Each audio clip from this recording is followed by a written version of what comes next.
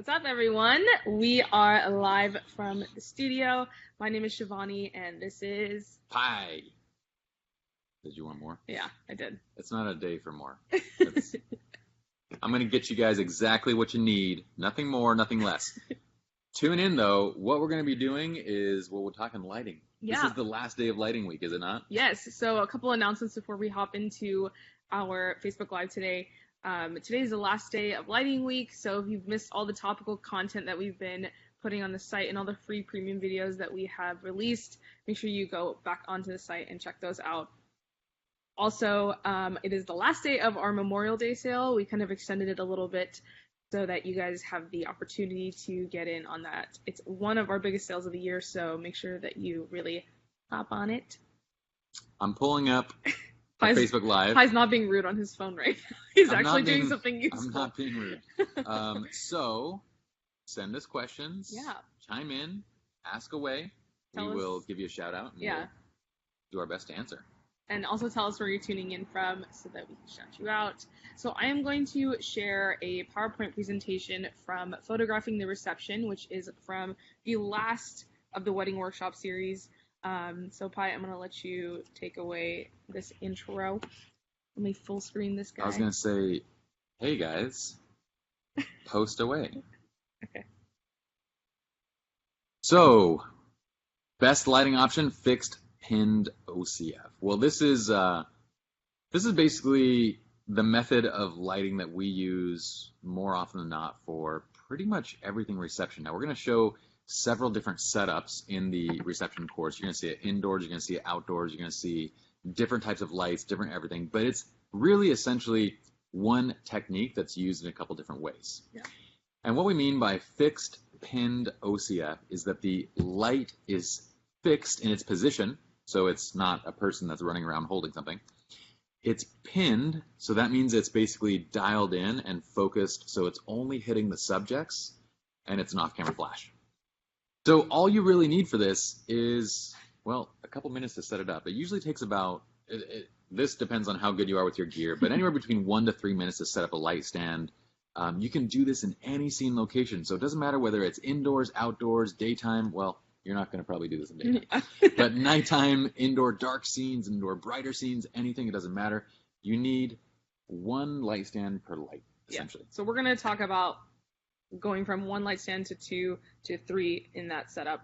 And also, this is kind of maybe something that's a little bit more, not advanced, I would say, but the reason why it's our best case scenario is because a lot of the times we're not really working with spotlights in reception rooms, right? Like, not every single reception that you go into will have great lighting that's going to help you during grand entrance or during toasts and speeches. So this is our best case option for basically creating your own spotlights and creating these pinned lights that are going to help you out and like chisel the person out of the scene. Yeah, the chances of getting like good spotlights that are actually what you want is like 1 in 10. Yeah. And that's considering like you're already doing big budget weddings. It's still 1 in 10. Mm-hmm. Because how often are those spotlights like freaking nuclear blue? Yeah. Like they just fire this blue spotlight on them and you're like, what do we do now? Yeah. So most of the time, your spotlight is not a good place to rely on. By the way, we have Nick Marina from Philadelphia, Alfred Morcos from Nashville,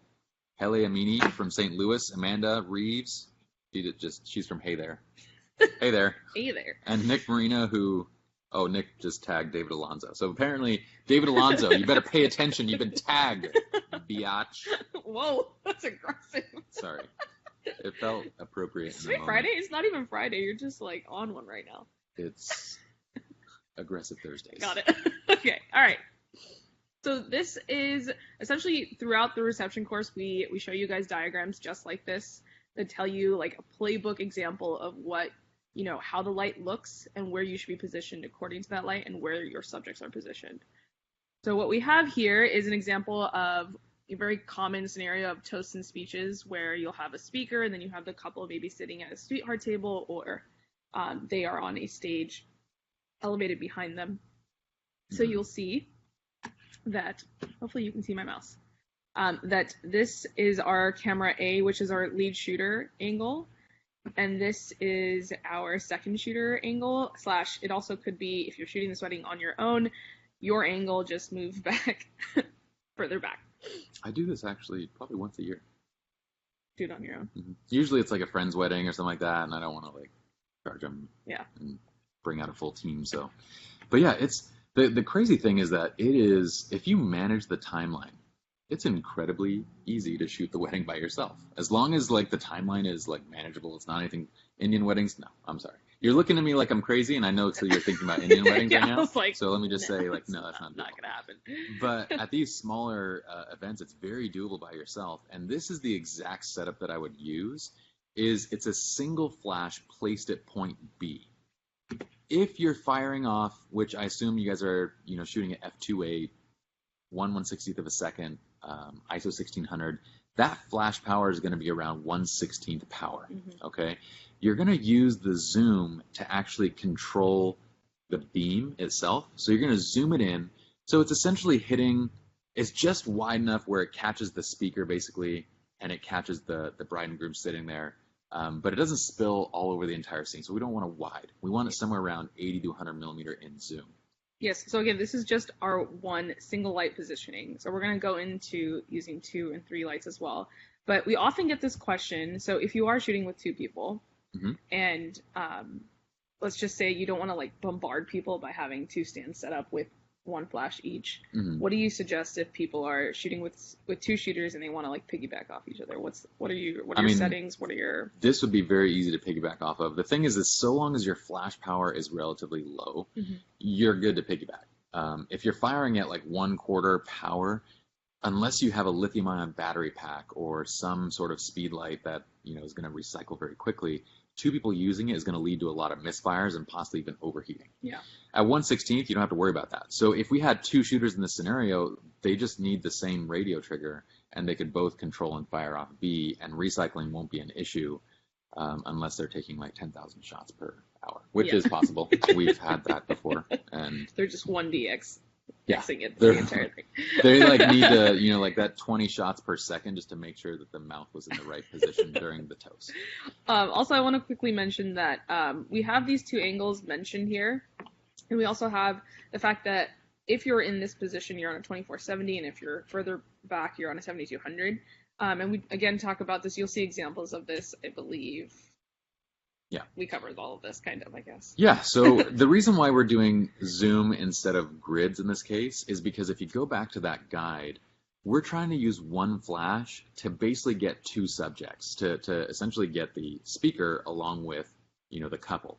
So you need the beam a little bit wider than what a grid would do. A grid is going to tighten it up and narrow it up so much that you're probably just going to hit one or the other, unless they're standing very close to each other. Yeah. The other thing that I like to do in this, people say, well, what about the people that always walk around a ton? It's going to happen. But if your beam is set to like 70 millimeters, you've got a good like 6 to 10 feet of walking range that they can kind of move around in a general vicinity without exiting that space. And so what I'll do is I'll just literally mark the floor. I'll take a piece of tape or just something small and just say, before the DJ starts going around, the MC starts going around, I'll say, hey, can you just ask each speaker to kind of stand somewhere in that area? And they do. They ask each person that comes up and they say, just stand right here. And they'll move. You have dad who wants to, it's dad that thinks he's funnier than he is. I don't know who that guy is because I'm really funny, but it's that guy. He thinks he's funnier than he is. And he's like putting on a show and his hands are up and he's walking around. And so you're describing someone that is you, though. No. You know that, right? I'm describing another dad that thinks is he's funny. not actually funny, got it. But thinks he is. Okay, yeah, that's totally There's good. a huge difference between these 2 things, and I'm so glad that everybody understands that. So that's the scenario here. Now, the beautiful part about this is, like you see with these arcs on on both, we have the blue A and green A. The A was to denote that they're both using the same channel, basically, right? They're both using the same controller to fire off B. All right. You can move through this seamlessly and not have any issues, and you're not finagling with your on-camera flash. That's not my hat. It's my on-camera flash. If I was shooting right now and I needed to adjust that flash, it would look like this. You're not finagling with that on-camera flash. You can just move, and you're going to get perfect light every single time because you're pin lighting it. All right, so we have one question. How high is the light stand for the off-camera light? I didn't think about that. I'm just kidding. So the light stand, you generally want it to be between 6 and 7 feet. So you want it to be like right at the top end of where those Manfrotto stands can kind of go. They can go up to about 6-7 feet while still having a nice stable base. Yeah. That's the magic zone because it's just high enough to kind of go the magic zone. You know, like. Mm-hmm. Remind me how you're not one of those dads. I'm not trying to be funny right now. If I wanted to be funny, I could be funny. Okay, got it. All right. Screw you, Shivani. Also, Pi mentioned that we use the Manfrotto nano stands. We often get a lot of questions about that as well, like what light stands we use. We find that those are the most like non-obstructive stands as well, and they're super lightweight, so you can move them around really easily as well. So I'm sorry, yeah. I said screw you. I didn't mean it. You know what? You already said it, and it's live, so aggressive everyone Thursdays. everyone heard it. On Aggressive Thursday, I feel slightly more aggressive. Got it. All right, let's talk about. We got one thumbs up. Hell yeah! One thumbs up. Whoever sent that, I love you. You're awesome. All right, let's talk about these really. There's tips like really 40 quick. people watching, and not like one thumbs. Like one dude's like. Thanks. Maybe you don't see the rest of them. Maybe. Okay. Okay. So we talked about how that zoom is going to cover us a little bit here. If the subjects move, then you just open up the zoom on your flash. Mm-hmm. Watch the shadows close walls. What did you mean by that? Let's show them. Well, if the walls are like right behind Got the it. brides and groom, you need to like shoot at an angle where you're not going to just see the shadow right on the wall. Got it. But let's show them some of the images because you'll see what we're talking about here. So from this, so what we have is the 2470. We're varying our focal length. We're shooting at 1/50th of a second, f2.8 and 3200 ISO. Why? Because it's pitch mother freaking black in this scene. Yeah, this is outdoors. This is a very common reception setup as well, like with fairy lights as your ambient, and that's it. Yeah. So They're like, oh, it'll be really bright. We have these string lights. Like those string lights are so dark. You can tell they're dark. Yeah. At f2.8 and ISO 3200 at 1/50th of a second, they're not even blowing out like the detail of those little lights. Yeah. And we're picking up the moon at this point. Yeah. These aren't even as bright as the moon. Mother tutters. Oh, they did have really beautiful purple lights that covered. Oh, this was for Mike and Natalie's wedding. Yeah, it was. This was such a fun day. So they had these purple nurple lights that were up there, and when we got into the reception, it was like nuclear purple. And you can kind of see it like on these people's heads a little bit. yeah, you can still see because we asked them to tone it down about 50 notches. Yeah. Now, Mike and Natalie don't know this, but if we had shot these photographs the way that they had actually lit this, everybody would be purple. And the only way to override it with flash would be to shoot at like 1/4 power. That's how powerful these purple lights were. Yeah. So I stood there by the DJ booth and the lighting guy, and I was like, yeah, can you make it like less purple? And he kept turning it down. I'm like, yeah, can you go even less purple? And he's like, yeah. And then I'm like, can you, yeah, keep going. And then I was like, yeah, can you turn down the power now? And he's like, yeah, okay. It took like 5 minutes of just adjusting this thing to get it to where it is now. But that's the situation that we were dealing with. We're at 3600 Kelvin. We have modded the off-camera flashes with just a CTO gel. And we don't even have a grid on this. This was actually, I think, the A1. Mm-hmm. But you can use anything for this situation. This is the first time I had the A1s, and I was playing with those. It's set to camera left, going right towards the bride and groom table. It's fully zoomed, and it's wide enough that it's hitting that entire area. And what you can see is I can work all around that entire scene by myself and have them perfectly lit wherever I go. Yeah. And that's the beautiful part about it, is that this approach to lighting, you can get really creative. When there's a toast, like on that right side, and the hands went up, I use the hands to kind of frame them. Now you get this really interesting shot where you feel like you're part of the audience and you're in the moment.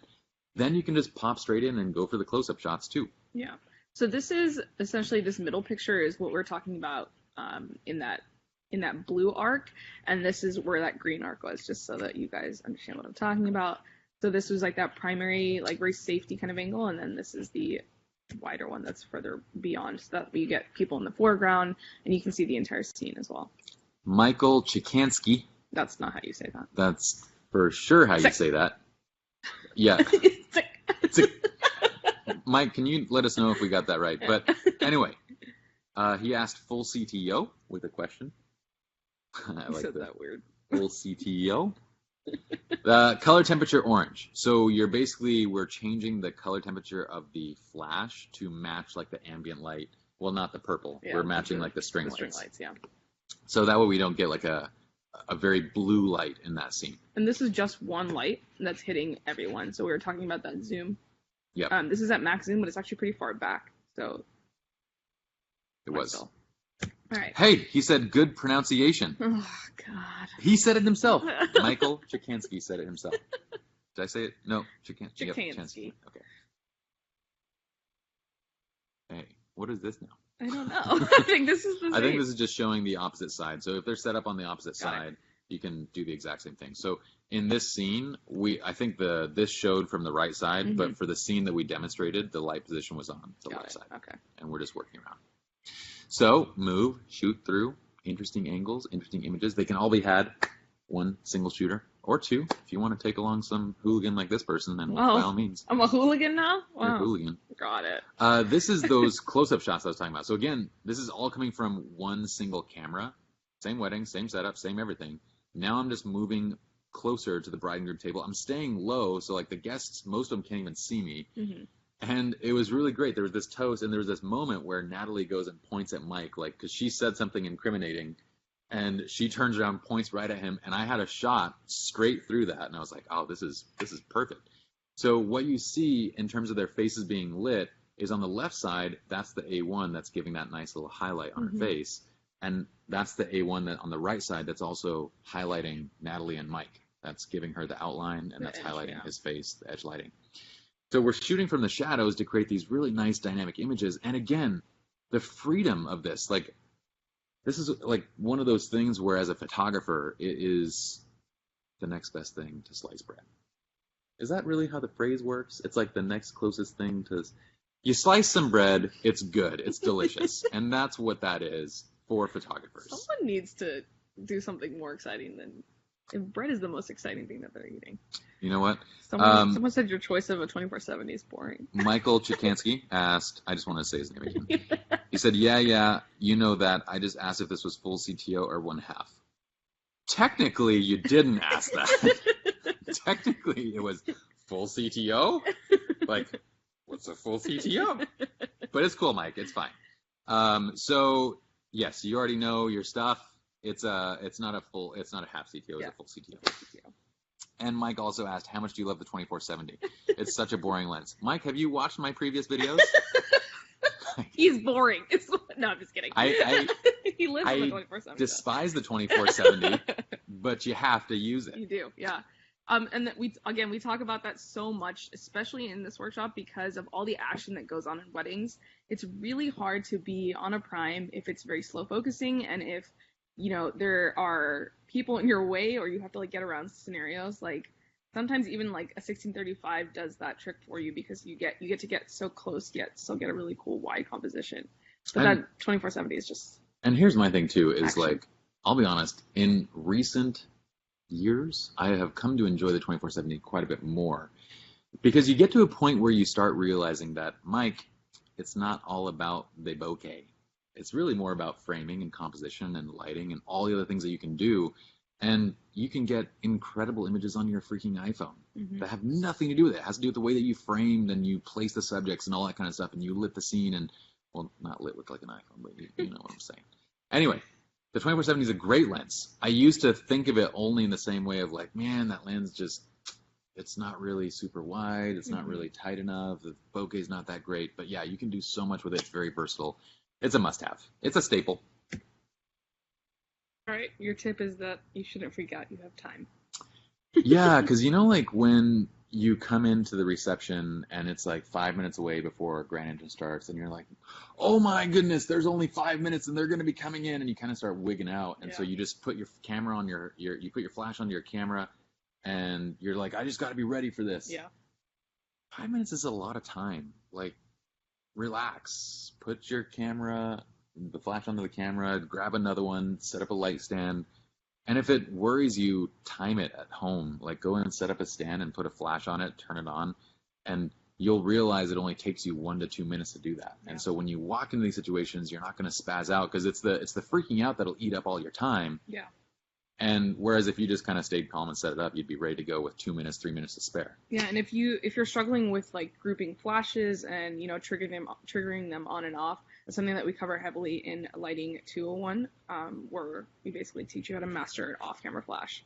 So go back and review. All right, so this is a before and after kind of situation that you shot. You want to explain? This is the after. This is after I made it look awesome. Yeah, this is definitely the after. This is the before. So basically, we're trying to demonstrate here between the techniques. So this is a 7200. We're firing through the audience at 1/160th f2.8 and ISO 800. This is going along the lines of that don't freak out thing. He started talking out of the middle of nowhere. He just stood up and started talking. It wasn't on the timeline, but the groom felt like talking. Yeah. He's the groom. He can do whatever the freak he wants. Yeah. Not a great excuse for me, like, oh, it wasn't on the timeline, so I didn't get a good picture of it. Yeah. I didn't have any light set up. I was shooting natural with the stuff that they had going on. So the first thing was like, well, okay, you could turn on your flash and just pop off a bounce flash, which is what most people would do. And what ends up happening is everything that's close to you goes really bright, and he's far away, so he virtually gets hardly any of that light. Mm-hmm. It just doesn't look great. Yeah, he's not like popping out of the scene. If anything, the glassware in the front is brighter than him. So. Yeah, so now we go, okay, I'm like, I'm not going to freak out. I already had a light set up. I just went and my assistant wasn't available, so I just walked it over to the other side of the spot, set it down, and then went and took my shot. It took like 15 seconds to get over there and back. Now, if it's a 15-second speech, you're boned. Like, there's nothing you can do about that. But he's going to talk for a minute or two, and if I don't freak out, I can go and just take that stand, pop it into place, and now I can move and adjust my angle and shoot and get images that are significantly better. So this is that same exact technique. This go around where I'm on my 85. Like, I didn't even have enough time to like flip the lenses or anything like that. I was just, oh no, I did. I was on a 7200, and then we flipped to an 85. So there's plenty of time in here. Yeah. We're at 1.4 at ISO 400, 3600 Kelvin. This is the OCF handheld to camera right, actually. So maybe you did have your assistant. Maybe the assistant was just holding it. I forget. It's in the video. It's in the video. But it'll happen a lot where I'll just take the stand and move it. Yeah. And this is with a CTO and a grid as well. So why did you choose grid here? Just because the time, like it was. Well, I only need to light them. I don't want to spill all over and kind of ruin the ambient light of that scene. Mm-hmm. So I popped the grid on there, so it just kind of controls it there. Got it. And you can see how we can retain the shadows, and we don't get this kind of like nasty everything. It looks very dynamic, very interesting. We can see everything from the foreground. If we have our shadow retention, good angle on the light, it just is a much more interesting looking image. Yeah. There's the before and after. Very simple. Then as he keeps going, I just kept moving around, getting different shots. Okay. So, is this the last one? Nope. We got one more. Wow. Look at that. You're just giving it all away, aren't you? I'm not. It's half. Okay. If there's any questions thus far, let us know. Yeah. In the actual full-length courses on SR Lounge Premium, what you're seeing right now, these are real live client shoots. So we ask their permission, and then we film them, and we put them into the education. So you'll actually see the shoots themselves as we walk you through every step of the way. Yeah. So we kind of pride ourselves on, we'll use models to demonstrate techniques, but we're going to show you guys how they work in practice, because that's the big thing. Yeah. This whole, I saw this one video where they're like, let me show you how to shoot a bridal party shot. And it was in a studio with 4 800-watt strobes. And I was like, okay. What wedding have you been to recently? No? All right, so this is just another example. So the last one that Pi showed, his ISO was at 800. Here it is also at 800, but I can tell you for sure that this room is way darker than the room that we previously were showing. That one looks a lot brighter than this one. Well, this is at f2. Yeah. 1/120th of a second, so we're going pretty slow on the shutter speed. Yeah. ISO 800, it is a pretty dark room. But I love this look. This kind of is an example of a slightly darker exposure to kind of create a more dramatic look. Mm-hmm. Some of our clients like a little more drama. Some of them like a little more bright. And we kind of will tailor the ambient exposure to whatever style we're aiming for the day. Yeah. Barry Gillespie asked, does the zoom on the flash make any difference at all when the grid is on? Very little.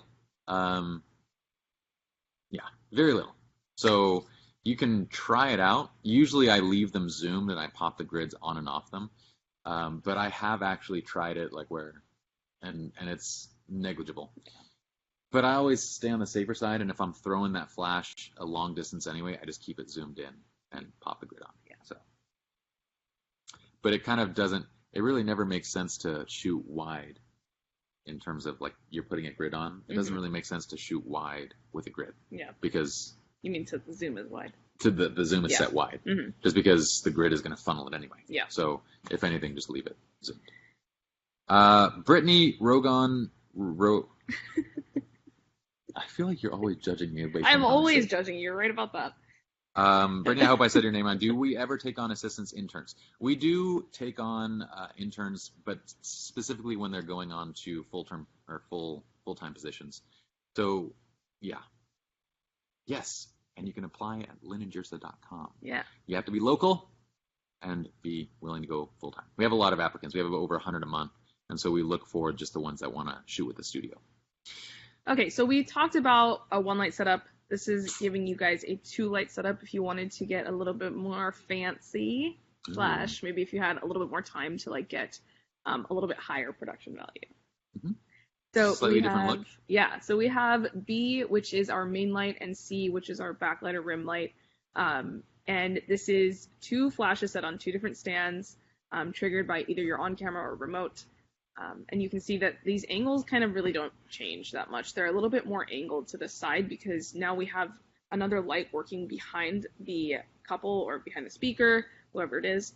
So you don't want to see that light, which means that you need to rotate your position to the subject. Yeah, it's important to remember that we teach in all of the education during the day, you shoot from the shadows. At night, you shoot from the shadows. Like, that's where you get dynamic images, not when the sun is directly behind you and going straight into your subject's face.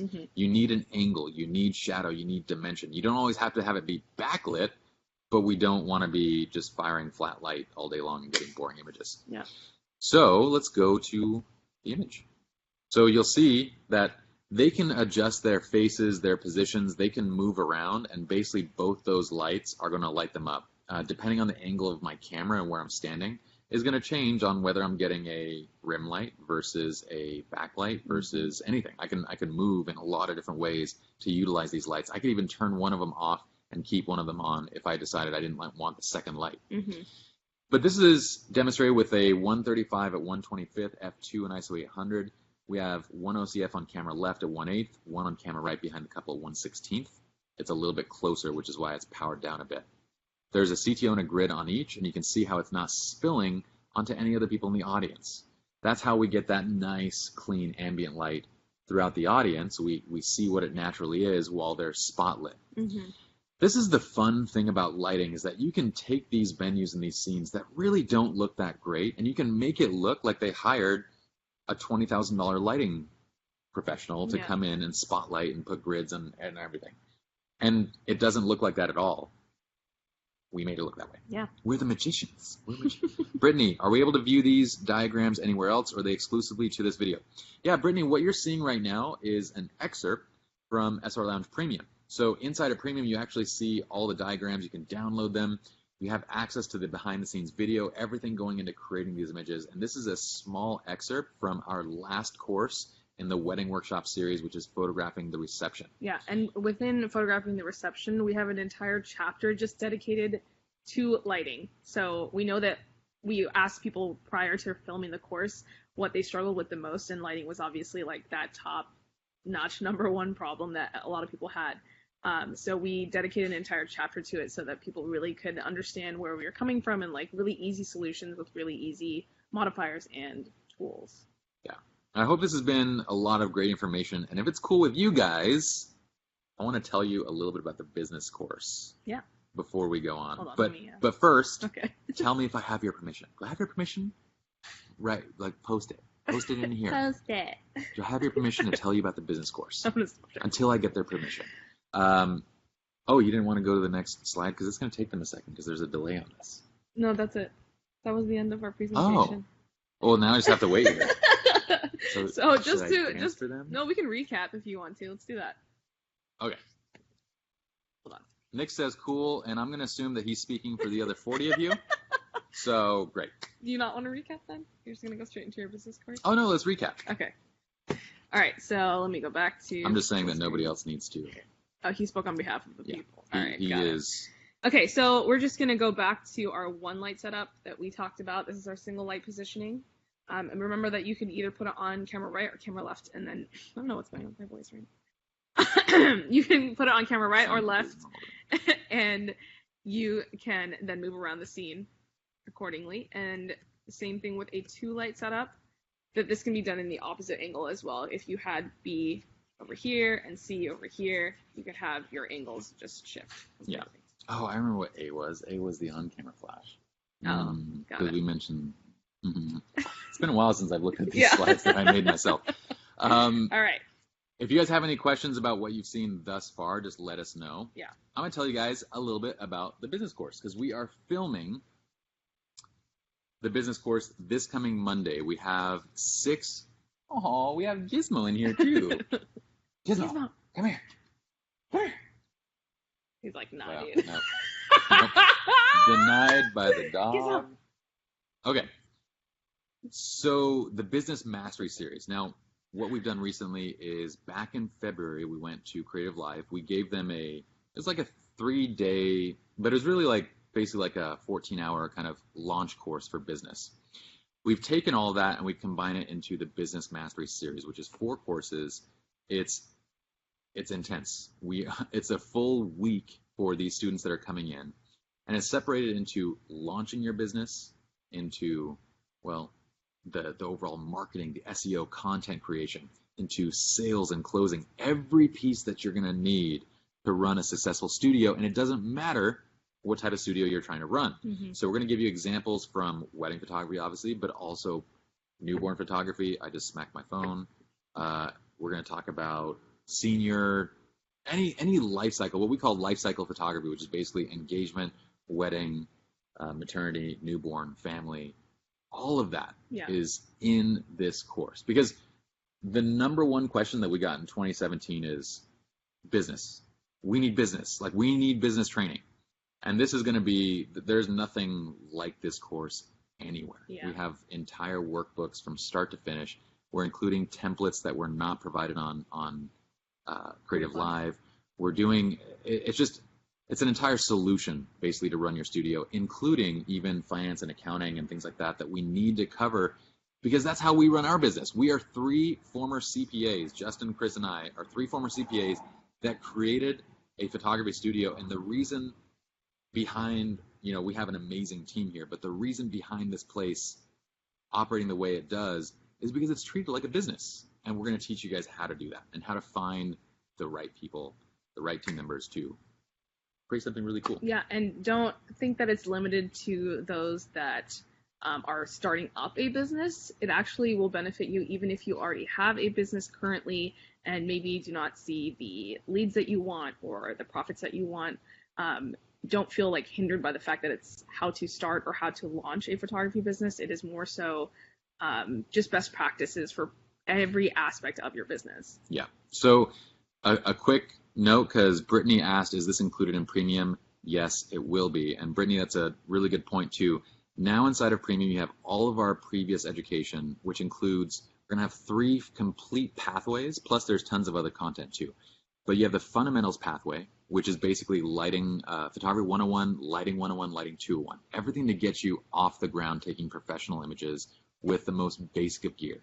We have the wedding pathway. That bundle is 8 courses, the most comprehensive wedding series that goes from start to finish, shooting full anything from budget weddings up to $10,000 weddings. We cover every single thing that you guys need on the wedding day. And then now we have the Business Mastery Series, which is going to be a 4-part course. So each one of these courses, they would usually be around, like if we were to sell them separately, the wedding series is $700 to $800.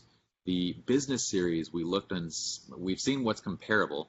The comparable stuff isn't anywhere near as comprehensive, and it sells for around $1,200 to $1,500. Premium membership is $349 a year. But I wanted to bring that up right now because it's going to go up in price most likely. Chris has been talking about this for a while. And there's a sale going on right now. Is the sale still continuing? Today's the last day of the sale for the Memorial Day sale. Use the code 2018 Memorial you'll get $75 off of premium right now. Cool. Do it. So that's literally going to be the lowest price you can probably ever get it again. This is one of our biggest sales of the year. So most likely the price point's going to be raised in the future because it's going to include the business series over, $2,000 of education easily, plus a ton of other stuff. Yeah. The cultural wedding guide, everything. So that is it. I appreciate you guys letting me tell you guys about that. Yeah. If there's any other questions you guys have, Jack Hinder said, I shot my first wedding for the season and took on your lighting concept from this course. It was a game changer from last season for the positive. So Jack, I appreciate that. That's awesome. Brittany, thank you for the questions. Everybody, thank you for participating. Nick, Marina, I hope your friend tuned in because, well, otherwise we just don't need friends like that, right? I mean, you gave him a heads up. So sad. All right, guys, have a great week, and we will see you next time. Bye-bye. Peace.